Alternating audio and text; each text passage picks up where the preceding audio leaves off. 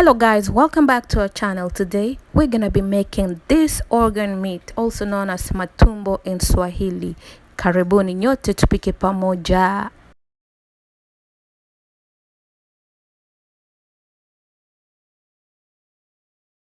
The ingredients we're gonna be using are organ meat, whether it's goat or cow, it doesn't matter. Onions, fresh tomatoes, tomato paste, cooking oil, salt, black pepper, and garlic powder.